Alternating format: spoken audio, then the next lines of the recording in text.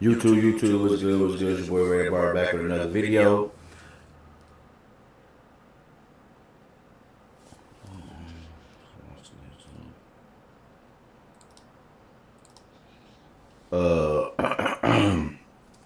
When heroes went God mode in movies, you feel me? Make sure y'all hit that subscribe button, man. Drop some comments, man. Some thumbs up, all that good stuff so we keep growing this channel. But I ain't gonna hold y'all up, man. Let's get straight into it.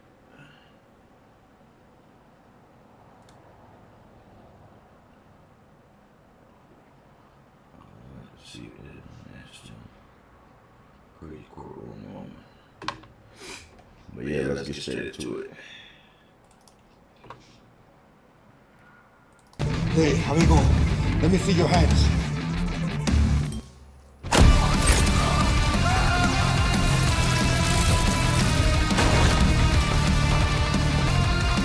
Calling yourself a god is a bit of a stretch, no matter how powerful you think you might be. There's always going to be someone stronger who will probably even humiliate you to the point where you become a walking meme. Just ask Loki. I'm sure he knows what I'm talking about. However, I will maintain that a lot of superheroes are capable of going into god mode, which is obviously not the same, but is still pretty commendable, right? As you know, the TV region always shows its receipts, so here I am today with the top 10 times superheroes went god mode in the movies. Like, share, and subscribe right now, otherwise I'll be telling the YouTube gods not to bless you with relevant content. Alright, let's do this. Let me see your hands. Yeah, Black Adam.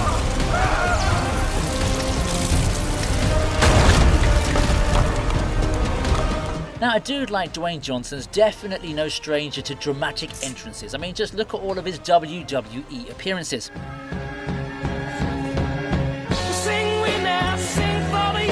However, I think we can all agree that his first appearance as Black Adam was as epic in its own right. I can obviously talk about how the ambiance slowly builds up to the scene and the big reveal, but what I think really stands out the most is that you don't really see his face till he's done taking down all of those gunmen in truly godlike fashion. Also, I've got to shout out the effects team for making this scene past the PG-13 cut. The man literally fries a dude to death and rips off his arms and stuff. I mean, how do you think parents are going to explain that to their prepubescent kids? But then again, if you look at some of the Rock's videos from back in the day, I guess this is still a bit lighter in comparison.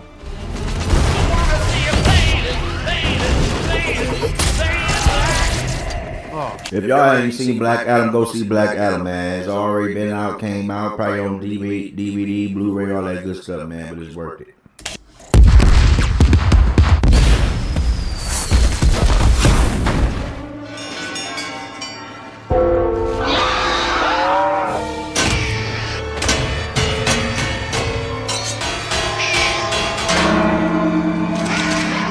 Spider-Man 3 somewhat of a mixed bag for comic book lovers. It wasn't really loved at the time of release, but with nostalgia being a huge factor nowadays, it's finding some new love from younger fans. Of course, it's hard to ignore the impact of Bully Maguire in the meme culture, so I guess he really is the main selling factor. See you, chump.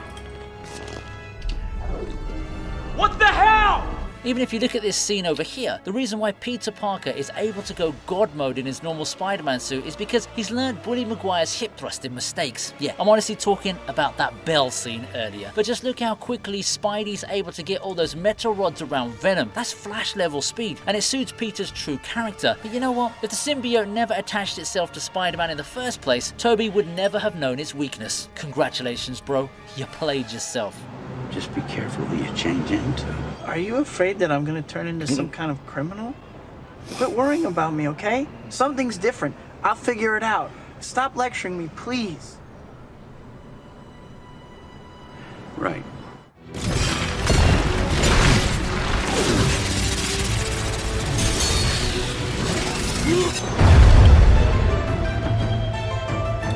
Listen, I did like Shang-Chi, but I rarely talk about the film unless I'm covering the final battle as one of my entries, and that's exactly what's happening here as well. Anyway, the main highlight of the grand finale was obviously the giant CGI spectacles with all the dragons and stuff, but spare a thought for Shang-Chi and Xu Wenwu, who put in a lot of effort to give us those killer fight moves. Even so, the focus of my attention is when Shang-Chi finally gains control of the 10 rings and enters God territory when he moves them around, almost like a force field. That obviously spells bad news for Daddy, and I really like how the power struggle continue to ebb and flow between the two fighters. Also, I gotta give one last shout out to the moment when Shang-Chi harnesses the power of the rings in the palms of his hand. It definitely looks like something a god would do.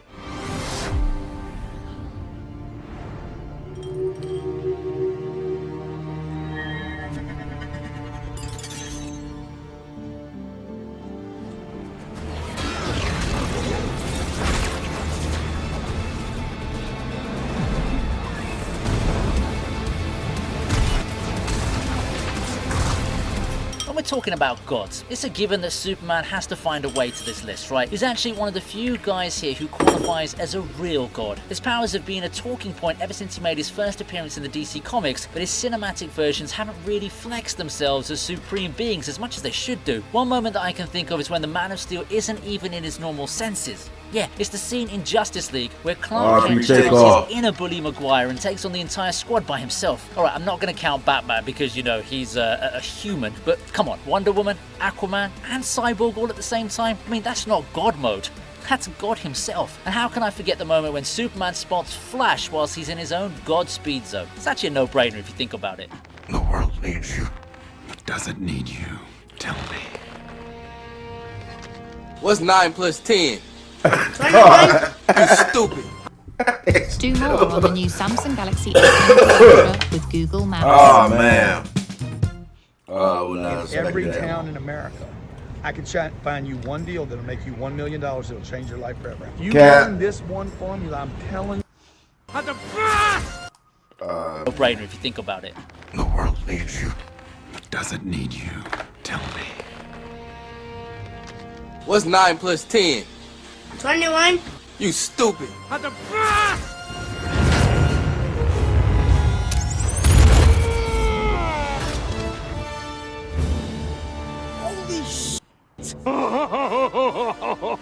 Are you hyped for Quantum Mania? Well, I sure am, because I need me some of that Scott Lang content. Paul Rudd is somewhat of an enigma when it comes to his career trajectory. He's been in one of the Halloween sequels, Friends, and even Sesame Street, believe it or not. But yeah, if there was a role that Gen Z is going to remember him by, it's got to be Ant-Man. Now, the first movie didn't exactly set the world on fire, but actually found his role in Captain America Civil War a lot more impactful. You really get to see his powers in context because he's up against guys like Iron Man and Spider-Man. The highlight is, without a doubt, his giant man form when he becomes big enough to use an actual truck as a toy truck. When we think about gods, we usually associate them as gigantic dudes, right? So it only makes sense that this is kind of like Scott's final evolution.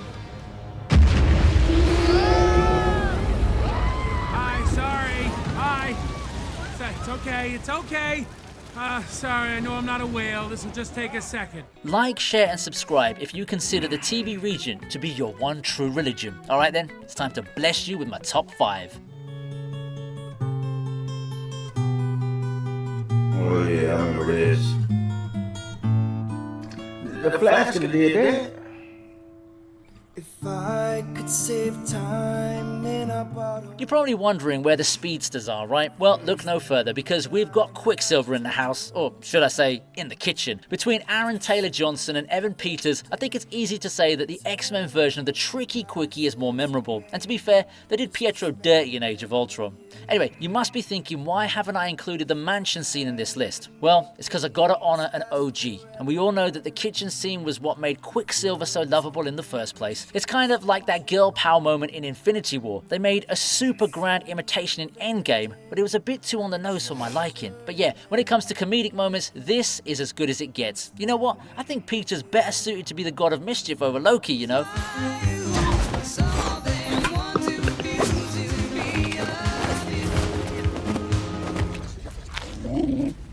Where did you... I was looking for the professor. I thought he lived here.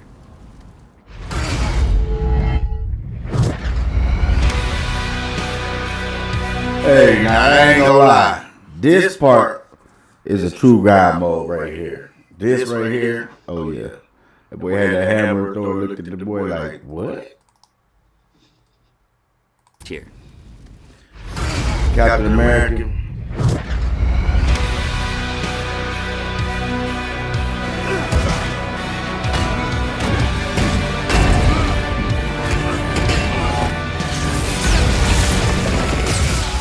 Look, this isn't really some Super Saiyan level entry, but if you consider all the details, Steve Rogers lifted a hammer that could only be held by a god. So yeah, this definitely qualifies as a worthy entry. Get it? Worthy? Also, it really helps that Captain America was able to use Mjolnir effectively in battle against Thanos. Apart from the very obvious crowd-pleasing angle, it was a genuinely powerful moment that reminded everyone what Steve Rogers really stands for. Sure, he's not part of the MCU anymore, but he left us all on a super high note, and I don't mean the Ariana Grande kind. Also, come to think of it, Mjolnir's not exactly been faithful to Thor, right? First Steve, then Jane, well, at least Stormbreaker wants to be with you, bro. Please value loyalty, especially in today's day and age, where you're in and out with a simple swipe. What? We were just talking. Only thing bumming me out is the fact I have to live in a world without Captain America. Thank you. I'll do my best. That's why it's yours. Just gotta go faster than the speed of light, far beyond the speed of light. You gotta break the rule, Barry, and you gotta do it now.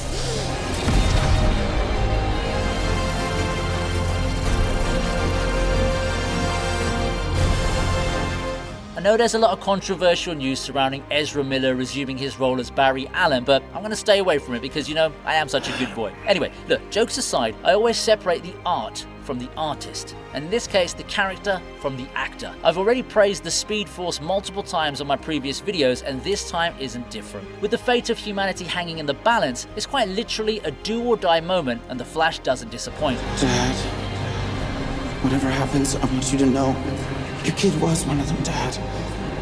One of the best of the best.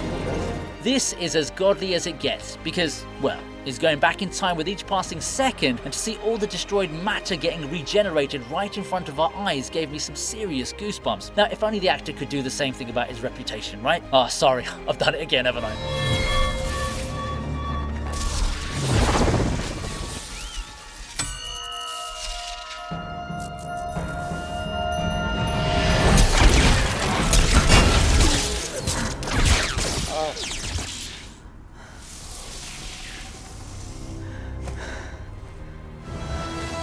Bring me Thanos!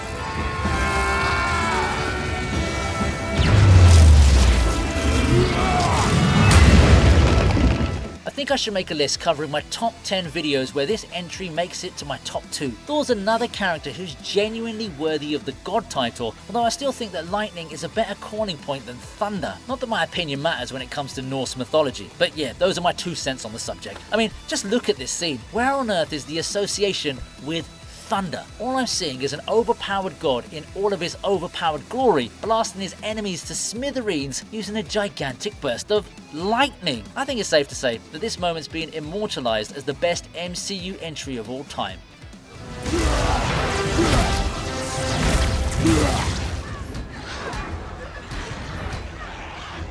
Your haircut? Notice you've copied my beard? I am inevitable.